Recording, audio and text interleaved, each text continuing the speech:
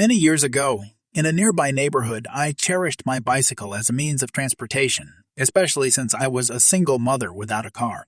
Though it wasn't anything extraordinary, it served its purpose of taking me around town. Due to the abundance of entitled drivers, I preferred riding on sidewalks rather than dealing with the chaotic traffic. One day, as I approached a corner, I noticed a car approaching the stop sign on the side street. Assuming the driver would stop as required, I began riding my bike off the curb and into the street. However, to my surprise, he didn't stop, and before I knew it, we collided.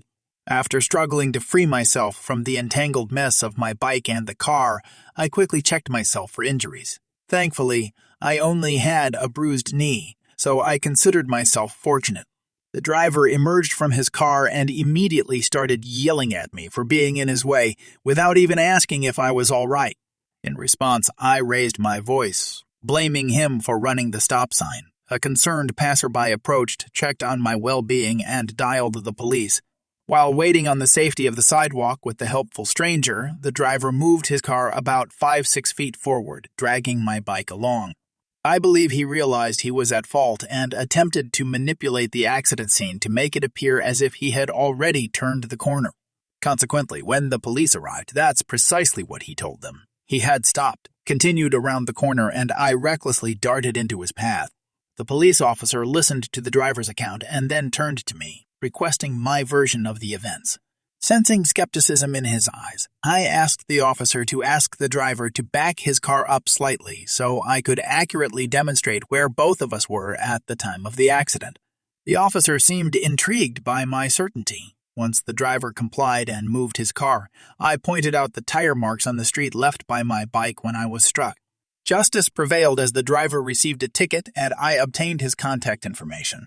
I sent numerous letters to the driver, politely requesting him to replace my bike, but he chose to ignore them all. Frustrated by his indifference, I eventually resorted to taking him to small claims court to seek compensation for my flattened bike. Unfortunately, he failed to appear in court. The judge meticulously reviewed all the evidence I presented and ruled in my favor, awarding me the cost of a new bike as well as compensation for the pain and suffering caused by my bruised knee. Despite the court's diligent effort to serve him the papers, he continued to ignore his legal obligations. I grew increasingly exasperated. No money, no bike. Then came a turning point. By chance, I stumbled upon a second-hand bike and began riding around once more. Out of curiosity, I pedaled past the driver's house and was surprised to spot a for sale sign on his lawn. Was he trying to escape and evade paying me? Motivated by this discovery, I returned home and gathered all the documentation related to the court judgment. Determined, I headed straight to the courthouse and filed a lion against his house, seeking the full amount of the judgment. Subsequently, I took the initiative to contact his realtor, informing her of the judgment and the lion I had placed. Sensing the urgency, the realtor promptly reached out to the driver. Finally, after approximately 6 months since the accident, he made contact with me. However, rather than making amends, he resorted to threatening me over the phone, claiming he had witnesses who could prove my account of the accident was incorrect. I calmly reminded him that the appropriate time to bring forth witnesses was during the court hearing, which he had deliberately missed. Undeterred, he insisted that I remove the lion from his house. I staunchly refused, clarifying that the lion would only be lifted once he fulfilled his financial obligation to me. Frustrated and enraged, he muttered a few choice words before abruptly hanging up. 2 months later, I received an unexpected call from the realtor, expressing a desire to stop by and deliver a check. With cautious optimism, I signed the lien release and accepted a cashier's check. Thanks to this unexpected turn of events, my children and I had a joyous and memorable Christmas. Edit. For those curious, the driver's actual ticket was for not having insurance rather than hitting a pedestrian in a crosswalk. Trigger warning, I guess. Surprisingly, it's unrelated to trigger discipline. It was the late 2000s in Iraq, and I found myself serving as a squad leader, navigating the tense and dangerous environment while trying to keep my team safe.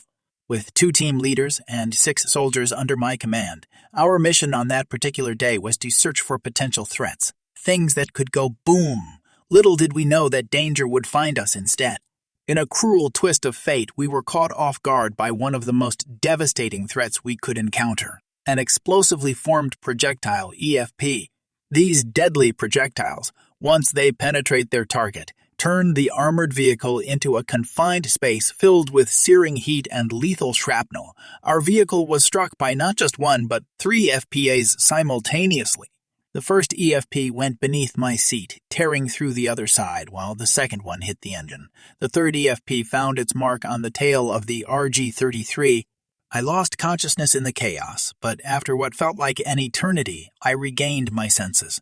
The deafening sounds of gunfire and the rattling of the .50 caliber machine gun filled the air, courtesy of my gunner, who was determined to turn the attacker into nothing more than a mist of red.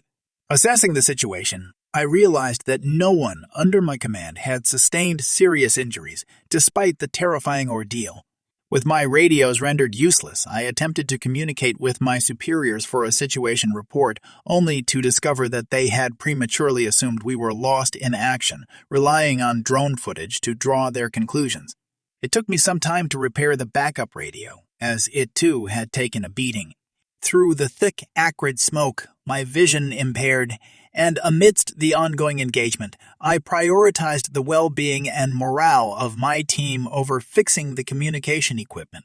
Eventually, I deployed smoke grenades to signal that we were still operational, and shortly after, I managed to re-establish communication. Sadly, a communication blackout had already been triggered, leaving us without contact with the U.S. for a grueling 3 days. During this blackout, word reached a certain individual within the family readiness group, a gathering of curious and gossipy individuals determined to create unnecessary drama. This particular person considered herself the self-proclaimed Queen Dependa, asserting authority over others. She had caused numerous stressful situations before, but my focus remained on staying alive and avoiding unnecessary conflict. Unbeknownst to me, the Queen Dependa took it upon herself to inform his wife that her husband had been killed, a serious breach of protocol, especially since it was based solely on hearsay. Even 3 of her friends advised her to allow the military to handle such delicate matters properly, considering the unreliable nature of hearsay. For an agonizing 3 days, A's wife believed her beloved husband to be dead, only to discover later that he was alive and well. Needless to say, we were furious when we finally learned of this cruel miscommunication. A's wife experienced a whirlwind of emotions, ranging from relief to confusion and anger. The emotional roller coaster she endured must have been unimaginable, perhaps even requiring professional therapy, but I refrained from prying into her personal struggles. After the distressing incident with A's wife being wrongly informed about her husband's death, I decided to reach out to a few of the understanding and supportive wives, including my friend Winky, who had lost an eye in a previous deployment. This brave group of women agreed to participate in what we dubbed Operation Hot Pocket, aimed at addressing the issue with the Queen Dependa. However, I needed a solid plan to execute our strategy, as the Hot Pockets would only serve as a distraction. After conducting some discreet inquiries, I discovered that this particular Dependa had a penchant for various illicit substances and an insatiable appetite for food. While I generally didn't concern myself with her personal choices, this time we were determined to take action. My trusted insiders visited the Dependa's house, armed with hot pockets and engaging in friendly conversation. They skillfully played into the Queen Dependa's ego, gathering information about the location of her stash. With cunning precision, they discreetly relocated some of the substances to strategic and obvious spots. The following day, Aya's wife bravely confronted the Queen Dependa as planned, intentionally provoking her in front of unsuspecting witnesses. The plan worked flawlessly, escalating the situation to the point where the police became involved. To no one's surprise, a significant quantity of illicit substances was discovered during the investigation. Consequently, the Dependa was charged with multiple felonies. It turned out that her collection of illicit substances was extensive, leading to her incarceration upon our return 6 months later. Unfortunately, we were unable to definitively identify the instigator who had set this entire chain of events in motion, preventing us from taking appropriate action. As for A and his wife, they eventually divorced but later rekindled their relationship and remarried once he was discharged from the military a few years later. It is highly likely that the traumatic events surrounding the false report of A's death played a significant role in their journey and decision to reconcile. For some backstory, I worked as a valet in a small coastal city in college, and the restaurants I worked for were very popular for both locals and tourists. We'd generally be busy year-round, but as the restaurants are both waterfront spring, summer, early fall are our peak seasons. The downside to these restaurants is that parking can be a huge pain. Combined, the restaurants can seat around 400 people at any given time and can usually turn over about 2,500 seats on a busy weekend, but the parking lot can only hold about 60-70 cars at a time, which isn't much at all. That's why I, the valet, am there.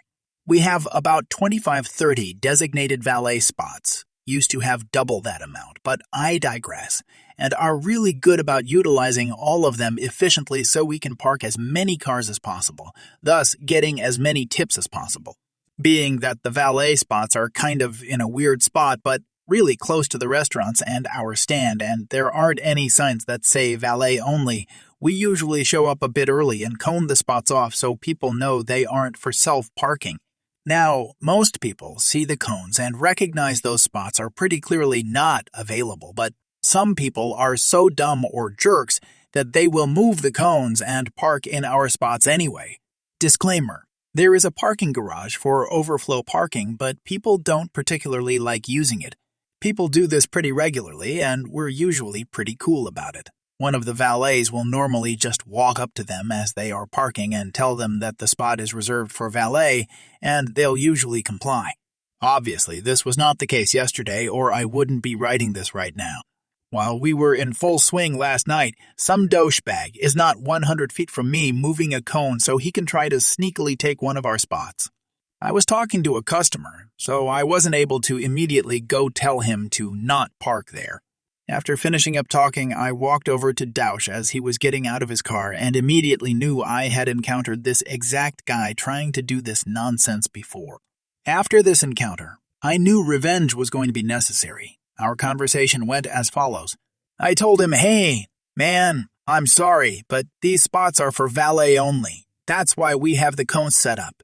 If you'd like to self-park, you can park in this main lot," pointing to the full lot, or in the parking garage. But there's nowhere to park in that lot, and I don't want to park in the parking garage. You guys always do this to me. So if I valeted, I could just park here. That's nonsense, bro. I'm parking here whether you like it or not. I was pretty taken aback and basically just walked away, not wanting to get into a fight over a parking spot. I knew it was time this guy learned his lesson. Now, I don't have the authority to tow his car or give him a boot, and I wouldn't anyways because I'm not a jerk, but my power is in the pure number of cars I have access to. Luckily, he did this at about 8 p.m. I contractually only have to be there until 10 p.m., at which time I can park the remaining cars in certain places and then leave the keys with the bartenders inside. Most nights I would stay to get the tips, but tonight I was dropping keys. Conveniently, Douche had parked in the area where we moved cars to before we dropped the keys. My plan: use the valeted cars to block Douche in and then leave with him having no way of leaving until the cars around him left. There was one car that would be particularly important, the one directly in front of him. I had a special car for that spot. It was owned by a restaurant employee that I knew wouldn't be off until 2 a.m. Perfect. I maneuvered all the cars around him in a way that didn't make me look like I was intentionally blocking him, but in a way that made it look like I had no other choice. Everything fell into place perfectly, and I could already feel a Justice Chubb starting to form. I went inside to drop the keys and explain to the restaurant manager what happened and my revenge. She loves us and said she'd 100% have our backs, which I figured she would.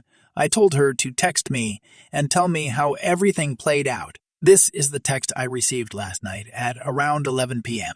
The guy just came up to me mad. He said there was a car blocking him from leaving and that it needed to be moved immediately so he could leave. I tried to explain that you guys have to put cars there before you leave and that you even told him to not park there. I guess that made him mad, so he started raising his voice at me. Bar manager saw and told me that he had been drinking for a while, which I assumed from the beginning. I told him that I couldn't, for liability reasons, allow him to drive home since he had been drinking. He got really mad because he lives 40 minutes drive away, but ended up taking an expensive Uber home. She told me she slipped in the argument that he was going to get another ride, whether he liked it or not. Edit. Just a couple things to add to clarify something. This is a privately owned parking lot, as most parking lots are. The restaurants who owned it gave us permission to use this lot and told us where they wanted our spots to be. Just because something is open to the public doesn't mean it's not privately owned. These restaurants also did not want us towing booting cars. 99% of the time, us going up and telling people they couldn't park there was sufficient and they would move or give us their keys and we could move their car if needed. If not, we'd whine to them, but ultimately couldn't do much. This happened several years ago. I no longer live in this town nor Valet. There were some signs that said valet parking only, just not enough in my opinion. Like 2 signs for 2025 spots,